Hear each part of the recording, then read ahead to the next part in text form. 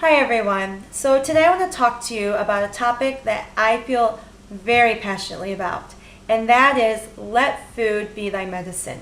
So what do I mean by that? Well, I'm referring to the fact that I feel that we should start resorting to diet and lifestyle changes first before we resort to pharmaceutical medication to resolve some of these health issues that are facing our nations right now. Now, don't get me wrong, there is a time and place for Western medication, no question.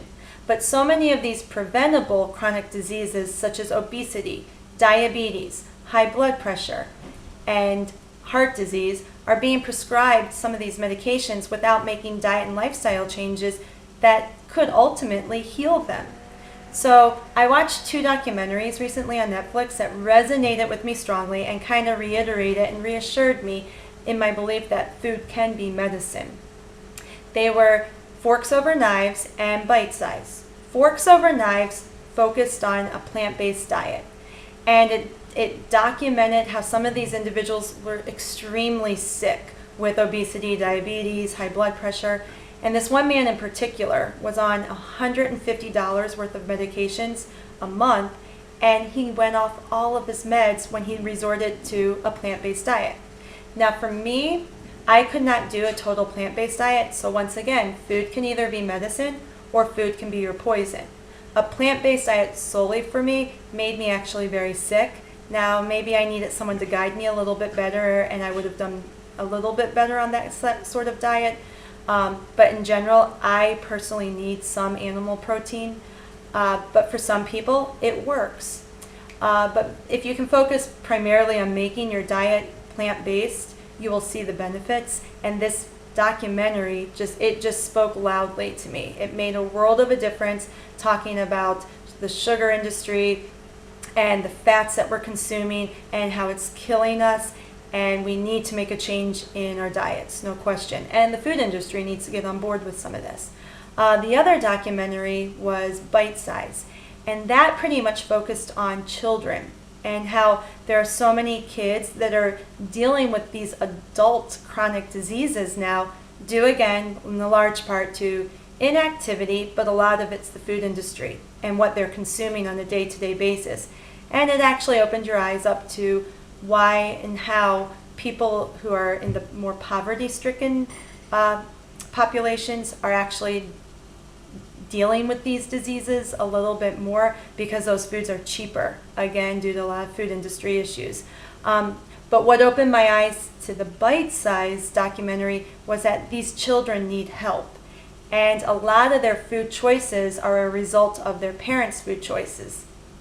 So the parents need to get on board and start making proper diet changes because the children are following in their same footsteps and developing these diseases at age 11 and 12 now, and they will be the first generation to die before their parents do. It's really eye-opening, and again, I highly recommend that you watch Forks Over Knives and Bite Size, two documentaries I saw on Netflix. And yes, I just think that we can solve so many of these health issues through eating more greens, more fresh fruit, vegetables, lean proteins. Quinoa is a great protein, and getting out there and being active. But your diet is even more important than the amount of exercise. You can never out-train a poor diet. So that's all I wanted to talk to you about very briefly today. Was food can either be medicine for the body or it can be your poison. It's either going to allow you a very fulfilling, productive, full of energy, take the reins and go after life, or it's going to make you very sick and your energy will be low, you won't sleep well, you might even experience some mood disorders, and all those, just in general, you're just not going to be healthy. So it's pretty much your choice, what you do with your health. And try to do your best. It's like, try to just, you can never determine who's going to get cancer and who's not.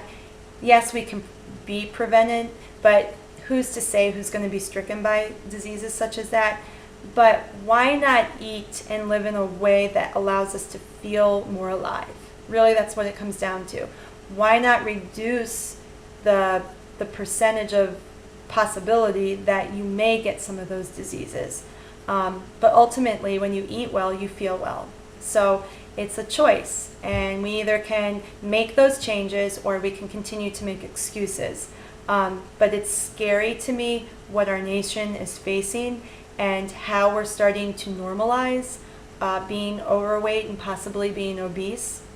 Because again, if you're not going to make those changes, it's affecting the children, and unfortunately these children are going to be extremely sick in their early 20s and 30s, and they shouldn't be. They really shouldn't be. And it's scary at age 13 how some kids are on insulin injections due to diet-induced diabetes, which is type 2. So anyways, I highly recommend Forks Over Knives and Bite Size. And yeah, let food be thy medicine. So thank you for listening, and I'll talk to you later. Bye.